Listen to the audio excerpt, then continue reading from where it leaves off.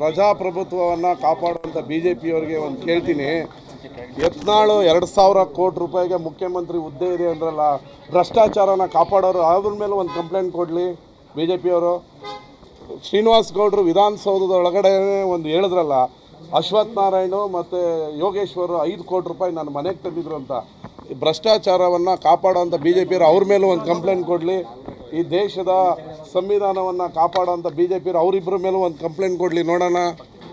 ನನ್ನ ಹತ್ರ ದಾಖಲೆ ಇದೆ, ನಾನು ನಮ್ಮ ಮುಖ್ಯಮಂತ್ರಿಗಳಿಗೆ ನಮ್ಮ ಹೋಮ್ ಮಿನಿಸ್ಟ್ರಿಗೆ ಕೊಡ್ತೀನಿ.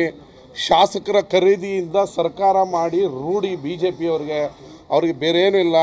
ನಮ್ಮ ಮುಖ್ಯಮಂತ್ರಿಗಳು ಒಳ್ಳೆ ಕೆಲಸ ಮಾಡ್ತಾಯಿದ್ದಾರೆ. ಬಂಡೆ ಥರ ಅಧಿಕಾರದಲ್ಲಿ 136 ಶಾಸಕರಿದ್ದಾರೆ.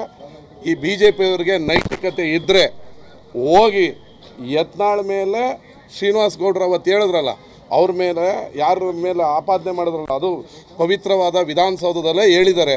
ಅವ್ರ ಮೇಲೆ ಭ್ರಷ್ಟಾಚಾರವನ್ನು ಕಾಪಾಡ್ಕೊಳ್ಳೋರು, ಭ್ರಷ್ಟಾಚಾರದ ಬಗ್ಗೆ ಮಾತಾಡೋರು, ಅವ್ರ ಮೇಲೆ ಕಂಪ್ಲೇಂಟ್ ಫಸ್ಟ್ ಕೊಡಲಿ, ಆಮೇಲೆ ನಾನು ಮಾತಾಡ್ತೀನಿ.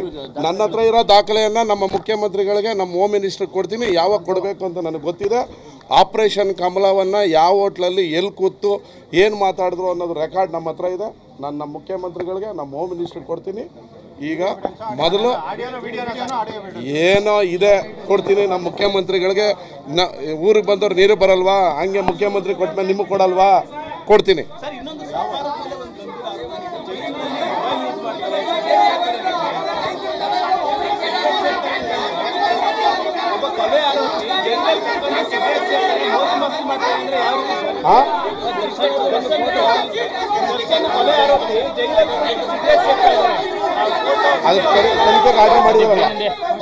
ಅದಕ್ಕೆ ತನಿಖೆಗೆ ಆರ್ಡರ್ ಮಾಡಿದಾರಲ್ಲ,